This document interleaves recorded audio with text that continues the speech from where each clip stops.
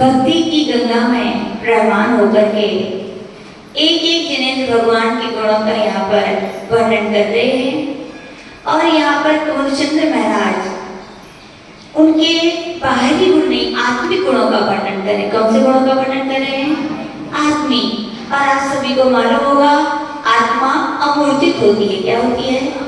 अमूर्तिक होती है, यानी कि उसे हम स्पर्श के द्वारा, रस के द्वारा, गंध के द्वारा और वर्ण के द्वारा उसे हम नहीं जान सकते हैं। जब आत्मा अमूर्तिक है तो उसके गुण भी क्या होते हैं? अमूर्तिक होते हैं। और हम जैसे छद्मस्त लोग, छद्मस्त कहें या जिन्हें योग की अवस्था, शुद्धोपयोग की अवस्था प्राप्त नहीं हुई है, ऐसे योगी जन भी क्यों ना हो, उनके लिए भी आत्मा के गुणों का अवलोकन, दर्शन या प्रतीति उनकी नहीं होती है। तो यहाँ पर आचार्य कुंवरचंद्र महाराज यही कह रहे कि भगवान आपने जो आत्मा की उपलब्धियां, जो आत्मा के वैभव, आत्मा के गुणों को प्राप्त किया है, उसे मैं नहीं कह सकता हूँ। जैसे आपसे पूछा जाए कि भैया शक्कर खाई क्या, ऋषभ जी कैसी होती है शक्कर? मीठा कैसा होता है? बोलो। जैसे शक्कर का गुण मीठा है, लेकिन मीठे पने का कोई हम बखान, कथन नहीं कर सकते, वैसे ही आत्मा के जो गुण है वे गुण हैं, लेकिन गुण की कोई परिभाषा, गुण का कोई गुण नहीं होता है। उसे तो यही कहेंगे कि सब्जी माता जी चौके में आना, बढ़िया मीठे मीठे रसगुल्ले खिलाएंगे आपके लिए, तो आपको मालूम चल जाएगा कि मीठा ऐसा होता है। तो आचार्य कुंवरचंद्र भगवान भी कह रहे भगवान मैं साविकल्प अवस्था में बैठ करके आपकी आत्मा के कुछ भी गुणों का वर्णन करूंगा तो मैं वर्णन नहीं कर पाऊंगा। आपके आत्मा के गुणों का यदि मैं बखान भी नहीं कर सकता, लेकिन आत्मा के जैसे गुण आपकी आत्मा में वैसे गुण मेरी भी आत्मा में है, लेकिन वो आपके गुणों का अनुभव नहीं होगा। किसके गुणों का अनुभव होगा? वो मेरी ही गुणों का अनुभव होगा। इसलिए यहाँ पर आचार्य भगवान फिर से कह रहे कि भगवान आपके गुणों का बखान तो हम जैसे योगियों के लिए भी क्या है? दुर्लभ है, कठिन है। इसी बात को लेकर के आचार्य कुंवरचंद्र भगवान यहाँ पर 6वें नंबर का छंद लिख रहे हैं। ये योगिना मपि न यान्ति गुणास तवेश। ये योगिना मपि न यान्ति गुणास तवेश।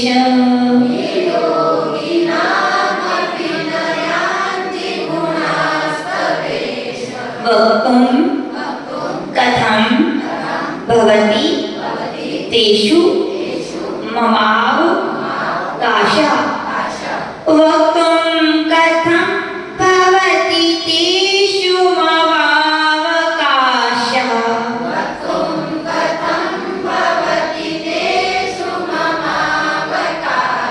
जाता तदेव मीक्षित कारी तेयम। जाता तदेव मीक्षित कारी तेयम।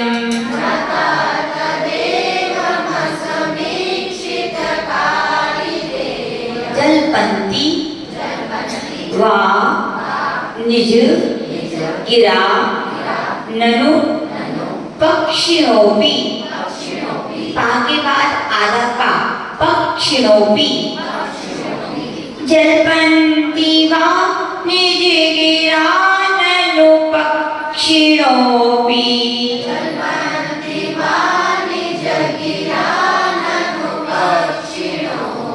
पा के बाद किसका उच्चारण करना है?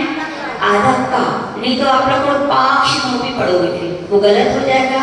तो का लिख लेंगे, पा के बाद क्या बोला है? पक्षी। ठीक है ना? एक बार फिर से मिलाएंगे। ये योगिनामपि न यान्ति गुणास तवेश। वक्तुं कथं भवति तेषु ममाव काशः। जाता तदेव मीक्षित कारी तेयम। जलपन्ति वा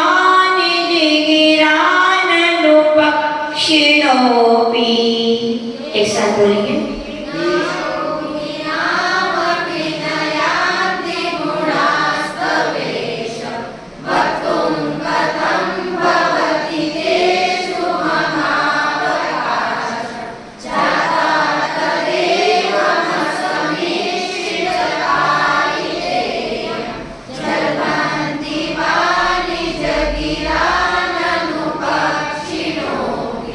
अर्थ देखेंगे। यहाँ पर आचार्य पूर्णचंद्र भगवान कह रहे हैं गुणास्तवेश। यहाँ पर 3 शब्द हैं, पहला है गुणा, दूसरा है तव और संधि विकसित हो जाएगी, तवे से निकलेगा ईश। तो कह रहे हे ईश, हे पार्शनाथ भगवान, हे नाथ, हे स्वामी, तव यानी आपके ये गुणा यानी जो गुण हैं आपके, योगी नाम अपि योगियों को भी वक्तुम ना यान्ति यानी कि कहने के लिए प्राप्त नहीं होते हैं। यानी कि योगी जन भी आपके इतने सारे अनंत गुण हैं और वो भी कैसे आत्मा के हैं, वो उनको योगी जन भी कहने के लिए क्या है समर्थ नहीं है। तेसु यानी उनमें, मम यानी मेरा, अवकाशा अवकाश कथा भवति यानी कि मेरा अवकाश कैसे हो सकता है कि मैं जब योगी जन नहीं कह सकते हैं तो क्या मैं उन्हें कैसे कह सकता हूँ क्या? तो वो बोले मैं तो कह ही नहीं सकता।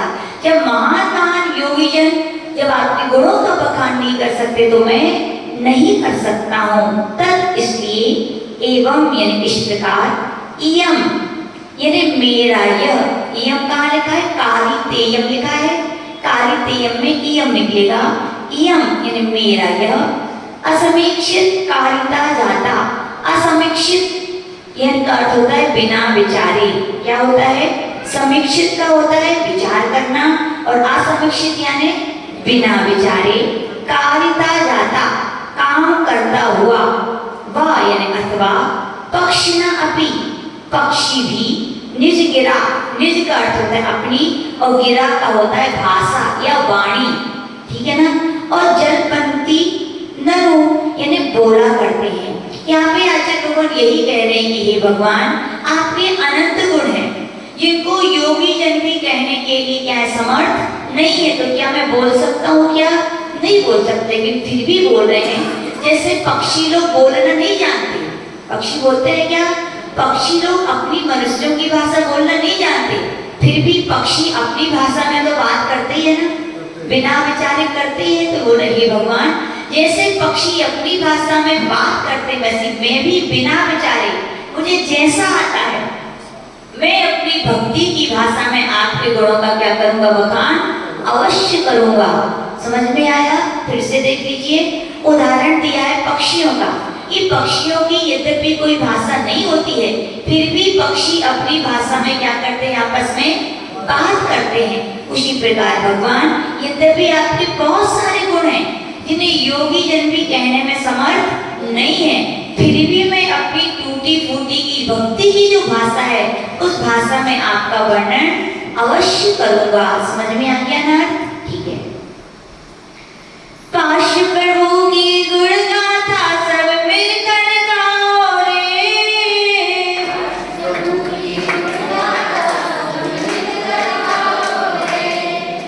काश प्रभु की गुण गाथा सब मिलकर गाओ रे,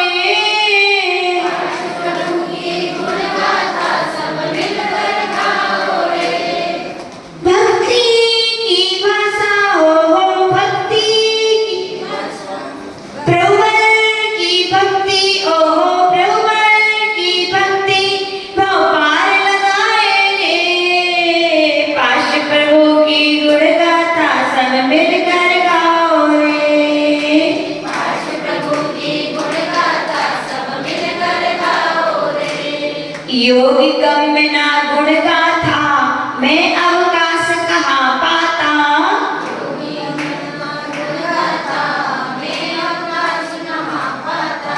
योगी गम्य ना गुण गाथा मैं अवकाश कहाँ पाता,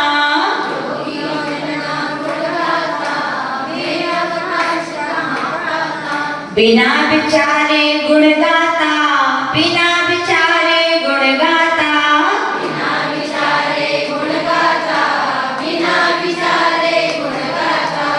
पक्षी गण जो बात करें निज भाषा के साथ करें, पक्षी गण जो बात करें निज भाषा के साथ करें, पक्षी गण जो बात करें निज भाषा के साथ करें, पक्षी गण जो बात मेरी भक्ति की भाषा, मेरी भक्ति की भाषा, मेरी भक्ति की भाषा, मेरी भक्ति की भाषा, भक्ति की भाषा, ओहो भक्ति की भाषा, प्रभु गुण को गाए रे, पाश प्रभु की गुण गाथा सब मिलकर गाओ रे। प्रभु की गुण गाथा सब मिलकर गाओ रे। तो इस प्रकार से पारसनाथ भगवान की आचार्य कुमुदचंद्र भगवान ने यहाँ पर स्तुति की। यहाँ पर एक शब्द आया योगी। योगी कौन होते हैं? दिगंबर मुनि महाराज कौन होते हैं? जो योग को धारण करते हैं, योग की साधना करते हुए क्या कहलाते हैं? योगी। पूज्य गुरुदेव बोलते थे भगवान आदिनाथ ने यही कहा है, ऋषि बनो या कृषि करो। उनका संदेश यही था। और पूज्य गुरुदेव कहते थे योगी बनो नहीं तो उपयोगी बनो। क्या बोलते अजय भैया? योगी बनो यानी कि दीक्षा लो।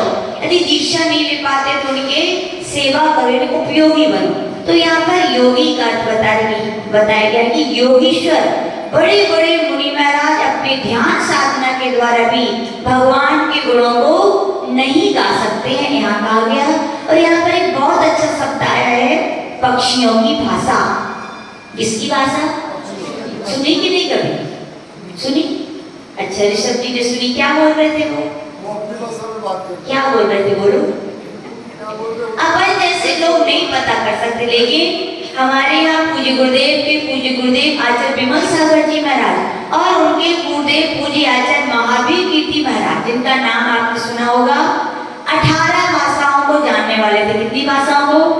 18 भाषा जानते थे। और एक बार की बात है, बहुत तेज धूप निकली हुई थी। आचार्य का पूरे संत का विहार चल रहा था और उन्हें चौके की व्यवस्था बाहर प्रांगण में की गई थी। तो वहां पर बहुत तेज धूप निकली थी। तो पूज्य आचार्य महावीर कीर्ति महाराज के आहार हुए और आहार के बाद वो बोले भैया जितना ये सामान वगैरह है सब समेट के अंदर रख लो। क्या बोले? सब उठा के अंदर रख लो। बोले क्यों महाराज? बोले बारिश होने वाली है। तो लोग हंस पड़े। बोले क्या बात कर रहे हो महाराज? मौसम देखो, सूरज चढ़ा है बिल्कुल ऊपर और आप कह रहे हो कि बारिश होने वाली है। कुछ महावीर कीर्ति महाराज बोले भैया मैं जितना कह रहा हूँ आप उतना मान लो श्रद्धा से, बस इतनी में आपकी भलाई है। कोई और कहे तो व्यक्ति नहीं मानते, लेकिन जब गुरुदेव महावीर कीर्ति महाराज जैसे प्रकांड विद्वान तो भक्त कुछ नहीं माने, लेकिन कुछ ने कहा नहीं हम तो महाराज की जरूर सुनेंगे। और उन्होंने सामान उठा के अंदर ही रखा था और क्या जोरों से क्या होने लगी। तो सब लोग ने पूछा महाराज आपसे कौन कह गया था? तो महाराज बोले देखो चिड़िया बैठी है ना, वो आपस में बातें कर रही थी कि क्या कि अभी बारिश होने वाली है। तो आचार्य महावीर कीर्ति महाराज इतने प्रकांड विद्वान थे कि उनको पशु पक्षियों की भी भाषा आती थी।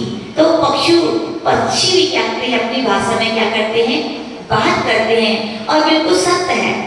लोग सोचते हैं कि भक्ति के लिए बहुत सारा ज्ञान चाहिए, बहुत सारी योग्यता चाहिए। नहीं, भक्ति के लिए ज्ञान नहीं चाहिए। भक्ति में तो क्या चाहिए? केवल अपनी श्रद्धा होनी चाहिए, अपनी भावनाएं होनी चाहिए। एक बार की बात है, एक मंदिर में बहुत सारे लोग भगवान की स्तुति कर रहे थे, भगवान के गुणगान गा रहे थे, अच्छे अच्छे स्वर में गा रहे थे, कोई अलग अलग भाषा में गा रहे थे। तो एक बच्चा भी पहुंचा, उसने सबको देखा, उसका भी मन हो गया कि मैं भी क्या करूं, भगवान की भक्ति बोलूं, भगवान की स्तुति बोलूं। अब उसको क्या करे? तो अपने मन में मन को क्या पढ़ने लगा? आ, बड़ा आ, ई, छोटी, पूरी बारह खड़ी पढ़ ली उसने। तो भैया बोले बेटा ये तो मंदिर स्कूल थोड़ी है। बोले क्या? बोले ये तो मंदिर स्कूल थोड़ी है, क्या तुम ये 12 खड़ी सुना रहे हो? तो बोले फिर बोले तुम्हें जो आता है वो पढ़ो। तो फिर आंख बंद के पढ़ने लगा A B C। तो सिद्धर का बेटा ये स्कूल नहीं है, ये क्या है? मंदिर है। तो बोला अंकल मुझे मालूम है कि ये मंदिर है, लेकिन मैं क्या करूं? मुझे भक्ति करना इसी पर, मुझे मालूम है जितने भी भजन जितने भी स्तुति बने तो किससे बने हैं? इन 12 खड़ी से ही बने हैं और ABCD अल्फाबेट से ही बने हैं। तो मैं तो इन्हीं को बोल रहा हूँ, मेरी बहुत भावना है। मेरी तो यही क्या है? भक्ति है। कहने का तात्पर्य तात्पर्य भक्ति के लिए बहुत सारा स्वर, बहुत सारे ज्ञान की आवश्यकता। भक्ति के लिए क्या चाहिए? केवल हृदय की निर्मल भावनाएं चाहिए। और वास्तविकता में ऐसे लोग बड़ी बड़ी जीवन में क्या कर लेते हैं? उपलब्धियां कर लेते हैं। तो यहाँ पर इस प्रकार से कहा गया। इसकी एक कहानी आती है, इसके विषय में आचार्य गुरु यहाँ पर कह रहे हैं कि एक धनपति नाम का सेठ था। कौन था? धनपति नाम का सेठ था, सब कुछ था, यानी कि धन थी, दौलत थी, लेकिन उसका भोगने वाला कोई नहीं थे। कौन नहीं था? पुत्र नहीं था, पुत्रियां नहीं थी। और वास्तविकता में यद्यपि योग, अपने यहाँ पे जैन धर्म में तो यही कहा गया है कि योगी बनो। क्या बनो? योगी बनो। लेकिन योगी ना बन सके तो क्या करो? उपयोगी बनो। और उपयोगी बनने के लिए आप योगी नहीं बन सकते तो कहा जाता है आपको विवाह के बंधन में बंधना आवश्यक है।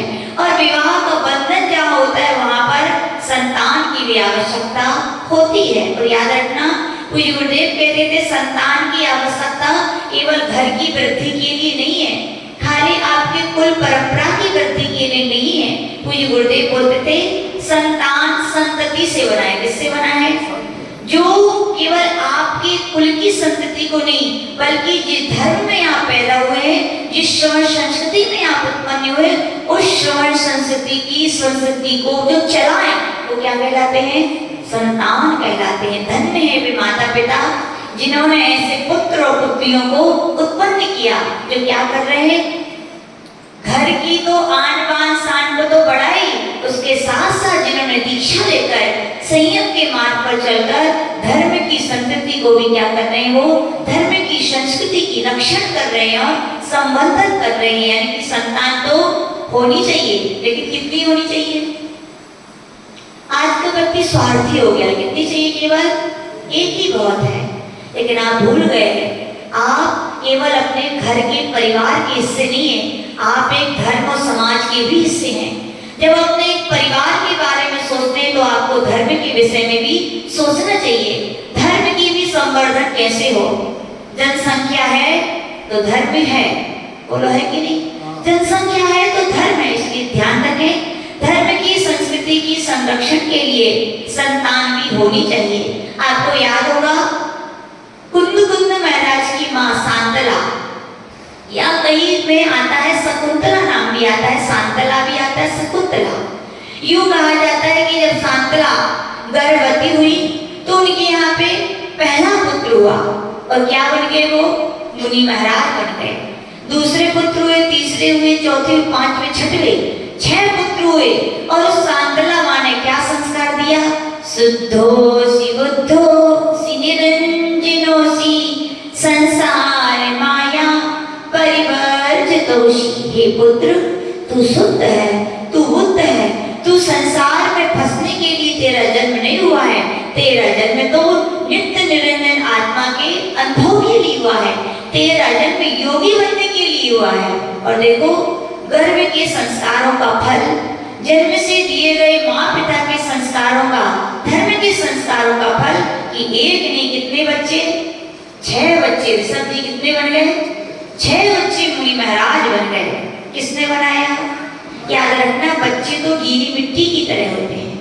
जैसे माता पिता संस्कार देते हैं बच्चे वैसे ही बनते हैं। और ये माता पिता के ऊपर डिपेंड करता है कि बच्चों को क्या बनाना है।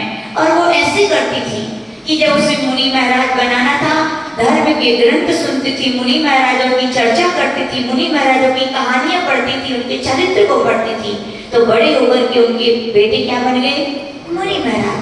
जब उनके पति राजा के लिए चिंता हुई कि हे रानी, इस प्रकार से यदि अपन श्रवण संस्कृति और धर्म के बारे में सोचते रहेंगे तो हमारे राज्य की संतति का क्या होगा? हमारे राज्य का क्या होगा? उस राज्य का वारिस भी चाहिए। तो रानी ने जैसे सुना तो कहा जाता है जैसे उसने गर्भ के 6 बच्चों के लिए धर्म के संस्कार दिए थे, गर्भ से ही वो रानी ने क्या किया? अपने महल में सूरवीर बड़े बड़े योद्धाओं के चित्र लगाए, उनकी कहानियां सुनती थी, उनके वीर पराक्रम की चर्चाएं करती थी। तो अगला पुत्र हुआ तो क्या हुआ? उससे बहुत कहा कि भैया महाराज बन जाओ, लेकिन उसकी परिणति नहीं हुई। क्यों नहीं हुई? क्योंकि संस्कार काम करते हैं। कौन से संस्कार काम करते हैं? गर्भ के और बचपन के। तो यहाँ पर आचार्य भगवान कह रहे हैं कि संतति तो होनी चाहिए, लेकिन किस लिए होनी चाहिए? केवल कुल परंपरा के लिए नहीं, स्वर्ण संस्कृति के संरक्षण संवर्धन के लिए हर माता पिता का कर्तव्य बनता है अपने बच्चों को संस्कार देने की, बेटा तू मेरे घर का सदस्य नहीं, तो एक शाश्वत जिनेंद्र भगवान के द्वारा प्रवर्तित जो जैन धर्म है उसका भी तो क्या एक सदस्य है। जैसे तेरा कर्तव्य घर अकेले चलाना नहीं है, तेरा कर्तव्य क्या है? जैन स्वर्ण संस्कृति को भी अग्रसर करना है, उसको आगे बढ़ाना है। तो संतान तो होनी ही चाहिए। तो लेकिन राजा के यहाँ पर संतान नहीं थी। बहुत उसने कई उपाय किए, लेकिन उसे कई वर्षों तक सफलता नहीं मिली। और होता भी ऐसे ही है, हमने बताया था जैसे बीज बोए हैं वैसा फल मिलेगा। और कर्म जितनी स्थिति के लिए बांधते हैं उतनी स्थिति उतने समय तक तो उसको भोगना ही पड़ता है। आपने देखा होगा कभी कभी कोई बीमार रहता है, कोई कितने से बड़े डॉक्टर को बुलाया जाता है, बड़ी अच्छी से अच्छी दवाई दी जाती है, लेकिन व्यक्ति ठीक नहीं होते। और कभी कभी क्या होता है, कुछ भी नहीं किया और थोड़ी सी दवाई से क्या हो जाते हैं? ठीक हो जाते। इसका मतलब क्या? पहले असाधा वेदनी कर्म का तीव्रोदय था कि लाख उपाय के फिर भी कामयाब नहीं हुए। जब कर्म का जीवन में तीव्रोदय चलता है, कुछ भी मन पुरुषार्थ करें, पूजन करें, पाठ करें, कुछ भी करें, तो भी वो हमारे कार्यकारी नहीं होते। और जब उसी कर्म का क्या होता है? मंदोदय हो जाता है, तो थोड़ा भी पूजन करते हैं, थोड़ी भी जिनेंद्र भगवान की पूजन करते हैं, अर्चना करते हैं, या थोड़ी सी भी दवाई खाते हैं, तो भी हमारा क्या हो जाता है? रोग दूर हो जाता है। एक बार की घटना है, पूज्य आचार्य विमल सागर जी महाराज की। पूज्य आचार्य विमल सागर जी जब गृहस्थ अवस्था में थे, शास्त्री जी थे, प्रतिष्ठाचार्य थे और बहुत अच्छे वैद्य भी थे, लेकिन उनकी एक विशेषता थी, उन्होंने आजीवन ब्रह्मचर्य व्रत ले लिया। और भोजन बनाते थे तो किससे बनाते थे? स्वयं अपने हाथ से बनाते थे। एक दिन की बात है, वो किसी कार से गए थे, बारिश का मौसम था, और जब वे वहां से लौटे तो लेट हो गए।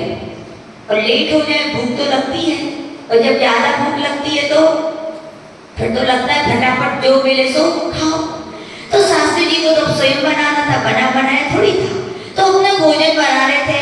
बारिश के दिन थे, वो पहले खाना किस पर बनता था? चूल्हे पे। गैस तो तुरंत हो जाती है, आजकल तो ऑटोमेटिक, कुछ भी नहीं करना। लेकिन उस समय ऐसा था कि वहां पर सेम तो बारिश में वैसे गीली लकड़ियां थी और भूख लगी थी, वो क्या कर रहे थे? उन लकड़ियों को जला रहे थे, लेकिन जलती है क्या? लकड़ियां गीली होती, बहुत टाइम लगता है। वैसे वो लेट हो रहे थे, वहां से दरवाजे में खटखट की आवाज आई। बोले पंडित जी दरवाजा खोलो। तो पंडित जी ने बोल दिया अभी टाइम नहीं है, अभी बाद में खोलेंगे। उस माँ ने फिर से कहा पंडित जी दरवाजा खोलो।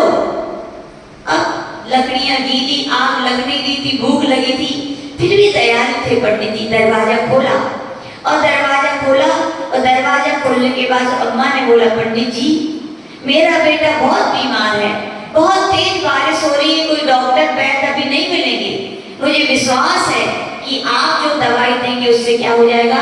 ठीक हो जाएगा। अब क्या करें? वो पंडित जी नेमीचंदी शास्त्री को दयालु भी थे, लेकिन दिमाग तो वैसे ही थोड़ा गर्म था कि अग्नि नहीं हो रही है और खाना बनाना है। तो उन्होंने क्या किया? ठीक है, जो कल की चूल्हे की क्या रखी थी? राख, उनने पुड़िया में बांधी और अम्मा से कह लो ये बेटे को पानी के साथ दे देना और तुम्हारा रोग क्या हो जाएगा? ठीक हो जाएगा। और उस अम्मा की भक्ति श्रद्धा, वो पुड़िया ले गई और बेटे को खिला दी। क्या हुआ? रोग ठीक हो गया, रोग बुखार उसका ठीक हो गया, लेकिन शाम को बुखार फिर आ गया। उसने डॉक्टर को दिखाया, वैद्य को दिखाया, कई दिनों तक उसका बुखार ठीक नहीं हुआ। तो वो दूसरे दिन फिर आई, तीसरे दिन किसके पास आई? नेमीचंद जी सके पंडित जी आप तो वही दवाई दो जो 3 दिन पहले दी थी। बोले क्यों? बोले सबकी दवाई करवाई लेकिन बुखार ठीक नहीं हुआ, उसी दवाई से ठीक हुआ था। तो पंडित जी बोले दवाई थोड़ी थी। बोले हमें नहीं पता क्या था, आप तो वही दो। कहने का तात्पर्य श्रद्धा भक्ति होती है और अपने पाप कर्म का या शातव्यक्ति कर्म का जब मंदोदय होता है तो वो क्या होती है, थोड़ी सी भी औषधि क्या होती है, कार्यकारी होती है। लेकिन क्या होनी चाहिए हमें, श्रद्धा क्या होनी चाहिए। एक पूज्य आचार्य जी की भी घटना याद आ गई मुझे। एक बार हम लोगों का बिहार चल रहा था गर्मी के दिनों में और पूज्य गुरुदेव की भैया व्रती होती थी, तो दीदी लोग क्या करती थी, घी कपूर में ठंडे पानी में ऐसा फेंट करके उस फेंटे हुए घी को भिजाते थे, तो शाम को डिब्बी वापस आ जाती थी। एक दिन वो जब सुबह सुबह डिब्बी वापस आई, एक माता जी के पास रखी थी। एक माता जी कुछ काम कर रही थी, तो एक महिला आ गई अचानक, और महिलाएं तो महिलाएं होती हैं, मौका मिलना चाहिए, बस शुरू हो गई। बोले माता जी क्या बताएं, देखो मुझे ये खुजली रोग हो गया है, कई साल हो गए बोले और ठीक नहीं हो रहा है। वो माता जी बहुत जरूरी काम कर रही थी, तो उन्हें बड़ा डिस्टर्ब हो रहा था, लेकिन वो अपनी गाथा सुनाती जा रही थी, ऐसा वैसा, कोई ऐसा उपाय कर दो कि ठीक हो जाए। तो माता जी ने मालूम क्या किया, जो आचार्य जी का बचा हुआ भैया व्रती का थोड़ा सा घी था, उन्होंने कहा ये लो जाओ लगा ले, ठीक हो जाएगा। उन्होंने तो किस लिए बोला कि ये जल्दी भगे, बोले ले जाओ लगा लेना। लेकिन उस अम्मा की, उस लेडीज की, उस महिला की पूज्य गुरुदेव पर तो कितनी अनन्य श्रद्धा थी, उन माता जी के शब्दों पर कितनी अनन्य श्रद्धा हुई। वो गई और उसने क्या किया, जहाँ पर उसको खुजली के निशान थे, बहुत खुजली थी उसके हाथों में, तो उसने उसको लगा लिया। और हम लोग का तो विहार हो गया, वहां से क्या हो गया, हम लोग का 12 किलोमीटर सुबह विहार हुआ और 10-12 किलोमीटर शाम को हम लोग विहार करके दूसरे गांव में पहुंची। वो महिला देखो, उसने वो घी लगाया, क्या हुआ उसका, वो ठीक हो गया। और वो आई दौड़ती दौड़ती दूसरे ने बोली माता जी बदनामी, आप तो वही मलहम दे दो, बोले क्या, वही मलहम दे दो जो आपने कल दी थी, क्योंकि वो मलहम लगाने से हमारा रोग क्या हो गया, ठीक हो गया। कहने का तात्पर्य श्रद्धा भक्ति हो तो श्रद्धा भक्ति की दुआएं भी या कहें भभूत भी क्या करती है, औषधि का काम करती है। लेकिन कब करती है, जब हमें क्या हो, श्रद्धा। इसलिए कहा गया हमें धर्म के प्रति क्या रखनी चाहिए, अकाट श्रद्धा रखनी चाहिए। तो यहाँ पर कहा गया वो राजन भी अकाट श्रद्धालु था। कई लोगों ने उससे कहा कि इस दर पे चले जाओ, उन पीर बाबा के इधर चले जाओ, लेकिन उसने कहा नहीं, यदि मेरे कर्म का उदय चल रहा है और मेरे भगवान की पूजा भक्ति करने से यदि वो कम नहीं हो रहा है, जब जिनेंद्र भगवान तो 3 लोक के नाथ हैं, जब यहाँ ठीक नहीं हो रहा है तो दुनिया के किसी भी दर पे मेरा विपत्ति आपत्ति ये बाधा दूर कहीं नहीं गया वो। और उसकी श्रद्धा देखो, देर होती है लेकिन अधेर नहीं होती। क्या होती है, कर्म का उदय होता है तो आपत्ति विपत्ति आती है, दूर भी नहीं होती। लेकिन धर्म पे यदि हमारी श्रद्धा हो, हम निरंतर अपने देव शास्त्र पर ही श्रद्धा रखें, अन्य जगह यदि हम नहीं भटकते तो कहा जाता है समय भी बदलता है। एक दिन की बात है, वो सेठ अपनी सेठानी के साथ मंदिर गया और योग से वहां पर एक मुनि महाराज बैठे थे। उसने नमोस्तु किया और बैठे ही था कि महाराज ने उसे आशीर्वाद दिया कि चिंता मत करो, तुम्हारे यहाँ पर वंश का अंश अवश्य होगा। क्या बोले महाराज, तुम्हारे यहाँ वंश का अंश अवश्य होगा। वो सेठ जी तो सुन के रह गए कि मैंने तो मुनि महाराज से कुछ कहीं नहीं। देखो ये धर्म का प्रभाव। कहा जाता है, क्या कहा जाता है, जांचे सुरतौ देह सुख चिंतत चिंतारे, बिन जांचे बिन चिंतते धर्म सखा सुख दे। क्यों कहा जाता है कि कल्प वृक्ष के पास जाओ तो मंगाना पड़ता है, चिंतामणि रत्न होता है तो उसके पास भी अपनी विचार करने पड़ते हैं, फिर वस्तु मिलती है। लेकिन कहा गया धर्म वो कल्प वृक्ष है, धर्म वो रत्न है जहाँ पर अपन सोचते भी नहीं है और अपने आप क्या है, मिल जाता है। लेकिन क्या होनी चाहिए, धर्म के प्रति अगाध श्रद्धा होनी चाहिए। तो उस राजा की भी अपने धर्म के प्रति अगाध श्रद्धा थी। तो महाराज मनोप्रिय ज्ञानी थे, उन्होंने उनके मन की बात जान ली और उसके बिना कहीं कह दिया, चिंता मत करो, तुम्हारे वंश का अंश अवश्य होगा। और मुनि महाराज ने कहा कि भैया इस वंश के अंश की प्राप्ति के लिए भगवान पारशुनाथ की महिमा अचिंत है। और पूर्णचंद्र महाराज के द्वारा लिखा गया कल्याण मंदिर एक स्तोत्र है, उसके 6वें नंबर का काव्य है, कौन है, और उसकी रिद्धि मंत्र है ओम ह्रीम अरम नमो पुत्त इत्थि कराणम कोटि बुद्धिनम। ये रिद्धि मंत्र है। और उसका दूसरा मंत्र है ओम नमो भगवते ह्रीम श्रीम ब्राम ब्रीम छाम छामा प्रभु हृदो नमः। और एक और मंत्र है ओम ह्रीम अव्यक्त गुणाय श्रीपाशना जिनाय नमः। इस प्रकार से तुम इस रिद्धि मंत्र का क्या करो, जाप करो, और तुम्हारे लिए उपलब्धि जरूर होगी। और उस राजन ने क्या किया, उससे धनपति ने क्या किया, ऐसे किया, 6वें नंबर के काव्य का रिद्धि सिद्धि मंत्र का जाप किया। और कुछ दिनों के बाद ही क्या हुई, उसकी भावना की पूर्ति हो गई, यानी उसके यहाँ पर क्या हुआ है, पुत्र की क्या हुई, उत्पत्ति हुई। कहने का तात्पर्य धर्म में हमें कैसे करना चाहिए, बिना इच्छा के।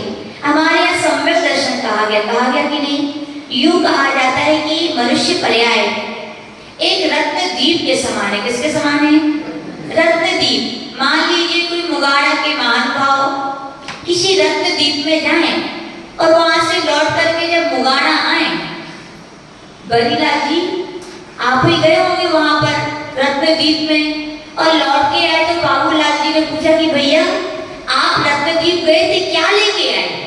तो आपको हम तो कछू लेके नहीं आए। तो बाबूलाल जी कहे अरे बड़े बुद्धू हो तुम, तो बताओ रत्नदीप गए जहाँ रत्न ही रत्न भरे थे, और आप एक भी रत्न लेकर के, समझदारी है क्या कि बुद्धू बना है?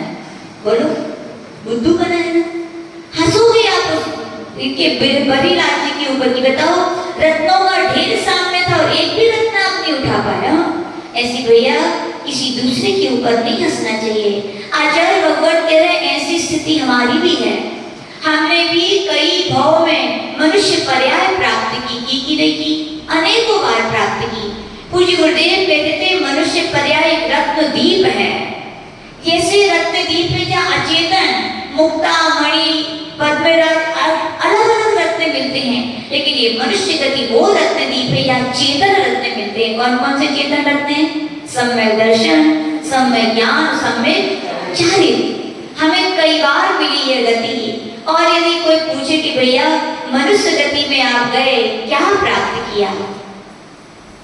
एक भी रत्न लिया क्या आपने? तो आपका मनुष्य पर्याय पाना क्या सार्थक हुआ क्या? नहीं हुआ। तो आचार्य भगवान ये कह रहे भैया मनुष्य गति में आए हो तो सम्यक दर्शन, सम्यक ज्ञान, सम्यक चारित्र्य जैसे ये वह दीप है जहाँ पर अपनी आत्मा के अनंत गुणों को तुम प्राप्त कर सकते हो। अनंत गुणों को तो छोड़ो, कम से कम एक ही गुण प्राप्त कर लो। कौन सा? सम्यक दर्शन। यूं कहा जाता है सब कुछ मिले, सब कुछ हो, लेकिन सम्यक दर्शन ना हो तो क्या है, सब व्यर्थ है। जीवन में कुछ भी ना हो, लेकिन अपन को सम्यक दर्शन जरूर प्राप्त करना चाहिए। और याद रखना सम्यक दृष्टि कौन कहलाता है? सम्यक दृष्टि कौन कहलाता है? जो सच्चे देव शास्त्र गुरु पर श्रद्धा रखता है।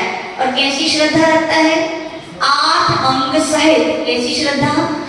8 अंग सहित जिसकी देव शास्त्र गुरु के ऊपर निर्मल विश्वास होता है, आस्था होती है, वो कौन कहलाता है?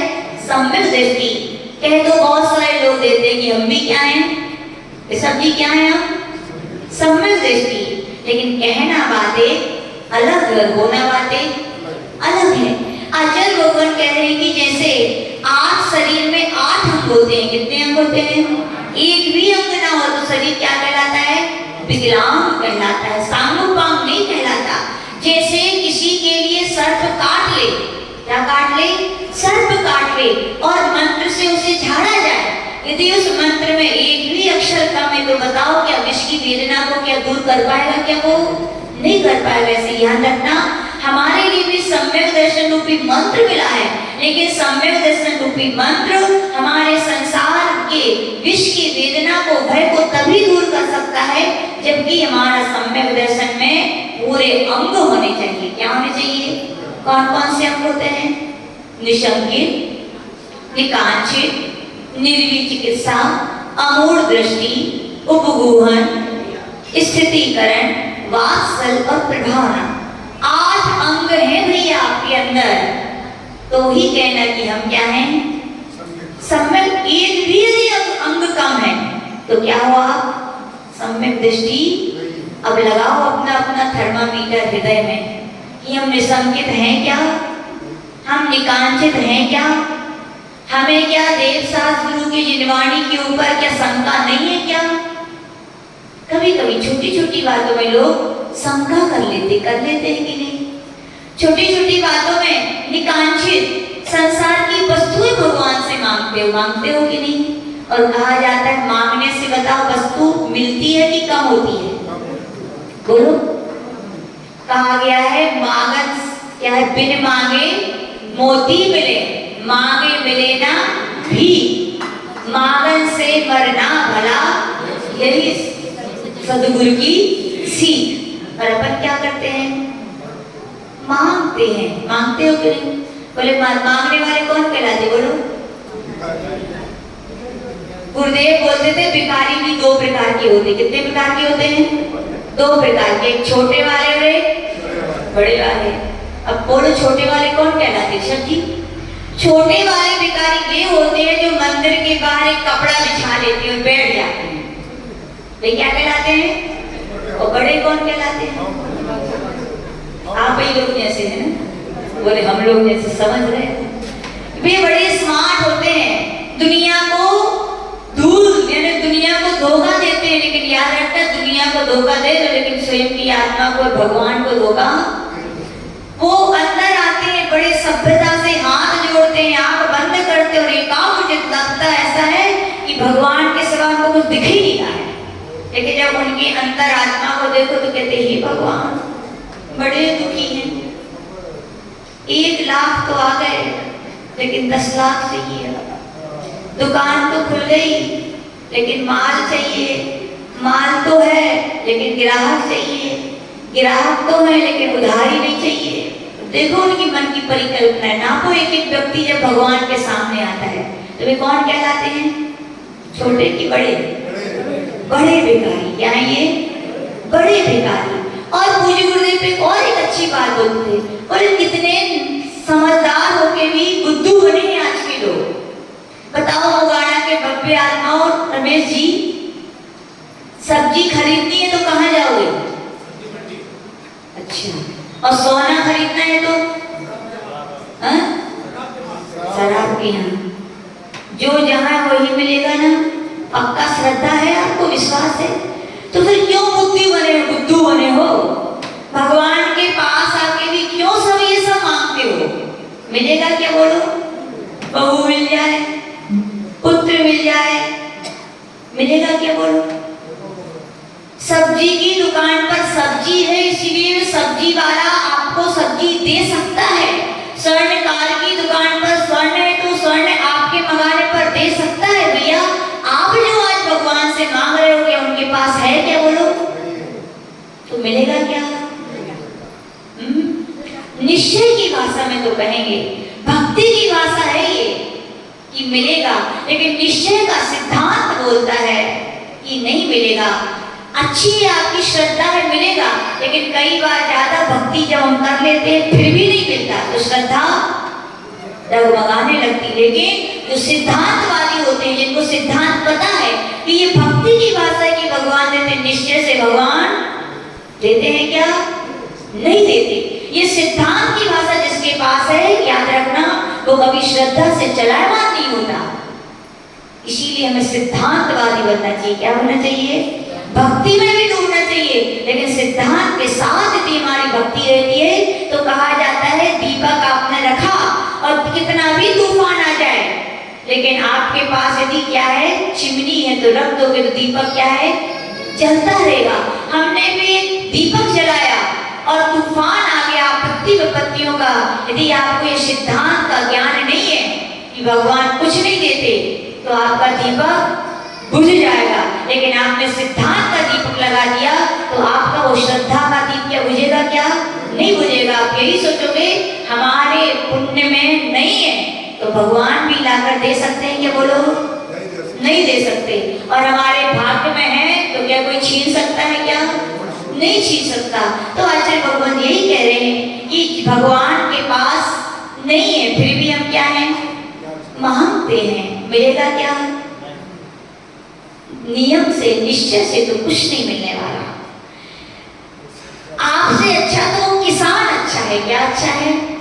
जिसकी कितनी अगाध श्रद्धा है, वो फसल के लिए बीज बोता है कि नहीं? और बीज बोने के बाद उसे फसल मिलती है कि नहीं? बताओ, क्या उसने घास के लिए बोला था क्या? लेकिन मिली कि नहीं मिली? बोलो बाबूलाल जी, मिली। हमें भी उस किसान की तरह बनना चाहिए कि हमें भी निष्काम होकर के श्रद्धा, भक्ति, पूजन सब कुछ करना चाहिए, धर्म की आराधना करना चाहिए। हमें विश्वास होना चाहिए, हम आम का बीज बोया है तो मुझे फल आम के मिलेंगे, और बबूल के बोए हैं तो बबूल के मिलेंगे। और याद रखना, दुनिया के फल अलग हैं, दुनिया के बीज अलग हैं, लेकिन धर्म के बीज तो अचिंत हैं। यहाँ तो कहा गया, आप मोक्ष के बीज बो। कौन से बीज बो? मोक्ष के बीज बो। अपने आप स्वर्ग के और संसार के सुख तो आपको घास की तरह मिलेंगे कि नहीं? किसी के लिए मान लीजिए कहाँ जाना है, इलाहाबाद जाना है, उस शिखर जी की टिकट करवाएगा तो क्या इलाहाबाद की अलग से करवानी पड़ेगी क्या? उसे बोलो, उसी में मिल जाएगा ना। तो याद रखना, निष्काम भक्ति यही कहती है कि तुम्हें सब कुछ मिलेगा, लेकिन मांग लिया तो क्या होगा? गड़बड़। उदाहरण और देख लीजिए, एक सेठ जी थे, उनके यहाँ पर एक काम के लिए भैया लगा था, पंकज तो वही थे, काम के लिए लगा था। और सेठ जी ने कहा काम अच्छा करोगे तो सब कुछ अच्छा देंगे। और काम करते करते 1 महीना हो गया, वो अच्छे से काम कर, सेठ जी भी देख रहे थे कि भैया लड़का अच्छा है, ईमानदार है, अच्छे से काम कर रहा है। 1 महीना होने वाला है, मैं इसको जरूर 5000 रुपए दूंगा। कितने दूंगा? और यहाँ पंकज भैया के दिमाग में भी आ गया, बताओ 1 महीना होगा काम करते करते, पंडित जी के सेठ जी को तो याद ही नहीं है कि पैसे भी देने। कल तो मैं सुबह जाऊंगा, पूरे 3000 रुपए मांगूंगा। कितने मांगूंगा? और बस सुबह हुई, सेठ जी अपनी जेब में 5000 रुपए रख के लाए थे। किसको देने हैं? पंकज को देने। और पंकज भी सोच के आया था आज जाके हमें कितने रुपए मांगे हैं? 3000। और सेठ जी तो कह नहीं पाए, पंकज भैया ने पहले आगे, सेठ जी काम करते 1 महीना होगा, पूरे 3000 दूंगा। अब बताओ, सेठ जी जो 5000 रख के लाए थे, 5000 देंगे कि 3000? बोलो। तो बताओ, मांगने से क्या हो गया? कीमत घटी की बढ़ी? बोलो, घट गई ना। इसलिए याद रखना, लौकिकता में ऐसा है, ऐसी मोक्ष मार्ग में निदान कहा गया। क्या कहा गया? निदान नहीं करना चाहिए। सम्यक दर्शन को निर्मल जो लोग बनाए रखना चाहते हैं, उनको निदान नहीं करना चाहिए। निदान का अर्थ है हमें फल की इच्छा नहीं करनी चाहिए। महिलाएं हैं, उपास करती है कि नहीं? हेमलता जी उपास किया आपने? एक दिन किया था? हाँ, मैं पता चल गई थी। इतने बढ़िया उपास किया एक दिन, और उपास दिन भर उन्होंने पूजन की, जाप की, मंदिर में ही रही, क्योंकि पता था बहू रानी घर पे अच्छी है, कर लेगी सब। दिन भर मंदिर में। वास्तविकता में उपास यही सही है कि जितना कम से कम अपन आरंभ सारंभ करें। कई महिला उपास करती तो वो कपड़ा बहुत रखे हैं, आज खाने तो है नहीं, तो यही धो लो, सफाई करनी घर की नहीं। उपास यानी धर्म ध्यान बढ़ना चाहिए। भोजन कम हुआ है, लेकिन धर्म ध्यान बढ़ना चाहिए। हेमलता भाभी सोच, दिन भर धर्म ध्यान से बिताया, रात भी अच्छे से बीत गई। सुबह आई, आदिनाथ भगवान, नोगाड़ा के भगवान के चरणों में श्रीफल चढ़ाई कि भगवान आपकी कृपा से उपास कल का अच्छा हो गया, रात भी अच्छे से बीत गई। बस भगवान अब एक ही इच्छा है, जैसे ही घर हम जाएं तो वे बहू रानी बढ़िया, ठंडी के दिन थे, 1 गिलास उकावली देते हुए, बस और कच्छू नहीं चाहिए। मिलेगी कि नहीं उकावली? बोलो, मिलेगी। लेकिन हेमलता भाभी, जिस धर्म से, जिस उपास से ग्रंथों में लिखा है, तीर्थंकर भगवंतों ने कहा कि मोक्ष मिलता है, तो तुमने क्या मांग ली?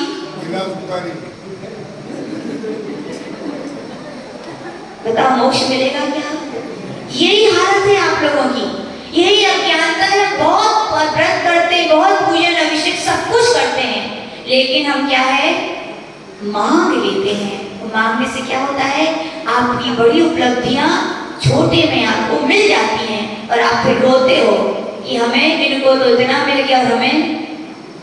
तो याद रखना, सेठ जी ने क्या किया था, मांगा था क्या, बिना मांगे ही उनको मिला था। मुनि महाराज ने स्वयं कहा था कि तुम्हें संतान की उत्पत्ति होगी। कहने का तात्पर्य आज की यह छंद हमें शिक्षा देता है कि जैसे भगवान की स्तुति बिना विचारे भक्ति की भाषा में करते, कोई अपेक्षा नहीं है कौन क्या कहेगा, मुझे तो भक्ति करनी है, वैसे ही अपने लिए भी धर्म की आराधना हो, पूजा हो, पाठ हो, सब कुछ कैसे करना चाहिए, बिना इच्छा के नहीं, बिना कामना के, बिना मतलब कुछ भी मांगे हमें क्या करना चाहिए, करनी चाहिए। तो हमें वो मिलेगा जो आप, क्योंकि कहा गया है कि बिन जांचे बिन चिंतते धर्म सकल सुख दे। धर्म से ही सब कुछ मिलता है। क्या मिलता है, मिलता है कि नहीं, बोलो, विश्वास है कि नहीं, धर्म से मिलता है। देख लो, उदाहरण देख लो, आप लोग कमाते हो कि नहीं, ऋषभ जी कितने हाथ से कमाते हो, बोलो, दोनों हाथ से कमाते हो कि नहीं, और जब भोजन करने बैठते तो कितने हाथ से खाते हो। और माता जी महाराज जी को देखा, धर्म साधना, लोग बोलते क्या होता है, हम कहते जीता जागता धर्म का फल देखो, संयम साधना का फल देखो। आप खून पसीना एक करते हो, दो हाथों से कमाते हो, एक हाथ से खाते हो, वो भी चैन से नहीं खा पाते। फोन बजते हैं तो ठीक है, भी आपकी श्रीमती बजती है बाजू में, वो तो बजती है कि नहीं, बिल भर रहे हैं, दाल खत्म हो गई है, वे ऐसी कह रहे थे, कहा से पता है श्रीमान जी इतने टाइम शांत रहे थे, वे सुनाती हैं। लेकिन भैया ये बात अच्छी है क्या महिलाओं, नहीं है। परमेश्वर है तो मान, कहते हो तो मानो भी तो। दिन भर खून पसीना एक करके आपके लिए, किसके लिए, किसके लिए, लेकिन याद रखो वे पुण्यात्मा है, आप उनके नौकर आओ, उनको पुण्य है कि बैठे बैठे खा रही और आप कमा के ला रहे हो। क्यों, क्योंकि पहले उनने आपको खिलाया था, इसलिए आज आप उनको पुण्यात्मा। तो महिलाएं ये ध्यान रखियो, ध्यान रखिए पुरुष लोग, कि बैठे बैठे खा रही हो। यदि आपके लिए आपका पुण्य के फल से बैठे बैठे खाने मिल रहा है, तो इतनी तो दया करो उस व्यक्ति के ऊपर कि खाने बैठा है व्यक्ति।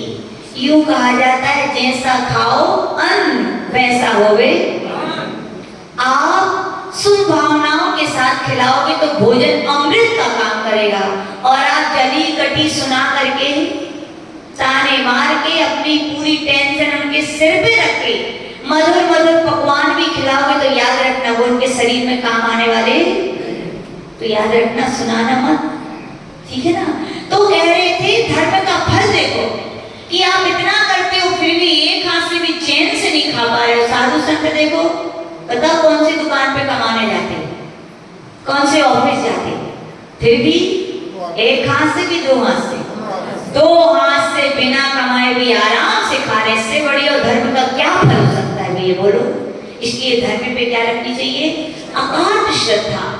हम लोग की जब दीक्षा होती है तो कई लोग बहुत सोचने लगते हैं, हम लोग नहीं, मतलब कई लोग हम लोग के पास आते हैं, उनके दीक्षा ले लो भैया, बोले माता जी कहो आहार भाव नहीं भाव फिर क्या करेंगे। तो आचार्य विमल सागर जी महाराज बोलते थे, इतनी छोटी सोच मत रखो। जिस साधना से, जिस दीक्षा से, जिस संयम से मोक्ष मिल सकता है, तुम्हें दो रोटियां नहीं मिलेंगी क्या, जरूर मिलेंगी। बस श्रद्धा रखना, निर्मल ज्ञान रखना और श्रेष्ठ चर्या रखना। क्या रखना, आचार्य जी भी बोलते थे, अच्छा ज्ञान और अच्छी चर्या हो। दुनिया के किसी भी कोने में चले जाओ, व्यवस्थित रहोगे तो दुनिया आपकी स्वयं व्यवस्था बनाएगी। क्या बनाएगी। तो कहने का तात्पर्य, संयम साधना, धर्म से सब कुछ मिलता है कि नहीं, मिलता है। लेकिन किसको मिलता है, जिसकी दृढ़ श्रद्धा हो, जो चलाए मान नहीं होता। सेठ जी के कई वर्षों तक पुत्र नहीं हुआ, लोगों ने कितने कितने घर घर गली गली में सलाहकार रायचंद जी मिलते हैं। कौन मिलते हैं, एक हुकुमचंद और दूसरे रायचंद। हर गली में बिना पैसे के फ्री में मिलते हैं। कितने लोग आगे सलाह देते हैं, ऐसा कर लो वैसा कर लो, इनके चादर चढ़ाया, उनके जल चढ़ाया, उनके श्रीफल चढ़ाया। लेकिन सेठ जी की श्रद्धा क्या बोली? नहीं, मेरे यदि ऐसे कर्म का उदय चल रहा है कि मेरा संतान नहीं हो रही है, तो मुझे विश्वास है कि मैं कहीं भी जाऊंगा तो होने वाली नहीं है। जब मेरे देव शास्त्र के दर पर नहीं हो रही तो किसी दर पर भी मुझे नहीं मिलने वाली, और जब मिलेगा तो मुझे कहाँ मिलेगा? अपने ही घर में मिलेगा। क्या मिलेगा? उनकी श्रद्धा थी तो देखो बिन मांगे क्या मिला? मिला कि नहीं मिला? मिला। ऐसे पूज्य आचार्य विमल सागर जी महाराज थे, जब पूज्य गुरुदेव क्षुल्लक अवस्था में थे, जाके नमोस्तु किया और विमल बाबा तो निमित्त ज्ञानी थे, उन्होंने पीछे से आशीर्वाद दिया और कह दिया, सुन क्षुल्लक, दीक्षा लेने आया है। क्या बोले? दीक्षा लेने आया है। तो क्षुल्लक जी ने बोले दर्शन करने आया हूँ। तो विमल बाबा बोले तू कुछ भी कर, तेरी दीक्षा तो मेरी आंखों से होगी। बोले क्या बोले? और ऐसे ही हुआ आगे चल करके। तो याद रखना, जो हमारे हृदय में सच्ची श्रद्धा होती है, सच्ची आस्था होती है, सच्चा विश्वास होता है धर्म के प्रति, मानते आपत्ति विपत्तियां आती हैं और जीवन इसी का नाम है। इसका नाम है सुख दुख जहाँ हो उसी का नाम जीवन है। लेकिन सच्चा सम्यक दृष्टि वो होता है जो आपत्ति विपत्ति के आने पर भी चलायमान नहीं होता। वो जिनेंद्र भगवान की वाणी पर दृढ़ श्रद्धा रखता है कि मैंने पहले यदि पाप के बीज बोए थे तो मुझे पाप के फलों को भोगना ही पड़ेगा, और जितने समय के लिए वो कर्म बांधे थे उतने समय तक ही मुझे भोगना पड़ेगा। उसके पहले ये कर्म विलीन होने वाले नहीं है, और जब भोगने वाला मैं ही हूं तो मैं क्यों अपनी श्रद्धा को तोड़ूं, क्यों मैं अपने देव शास्त्र को छोड़ूं? ऐसी उसकी क्या होती है? आकाश श्रद्धा होती है। तो कर्म भी क्या होते हैं? ढीले पड़ जाते हैं, क्षय हो जाते हैं, मंद हो जाते हैं, और उसकी जो आपत्ति विपत्तियां वे क्या हैं? दूर हो जाती हैं। तो अपन को इस छंद से यही शिक्षा लेनी चाहिए कि हम जब भी भगवान की भक्ति करें तो कैसी करें? बिना इच्छा के। और जब भी जीवन में आपत्ति विपत्तियां आए तो हम उससे चलायमान ना हो, अपने देव शास्त्र के ऊपर क्या रखें? सच्ची श्रद्धा रखें। इधर उधर अपन को भागने की आवश्यकता नहीं है, तुम्हारी आत्मा का कल्याण होगा। जय बोले परम पूज्य गणाचार्य गुरुदेव विराट सागर जी महामुनि राज की। चलिए जिनवाणी कार्य लीजिए।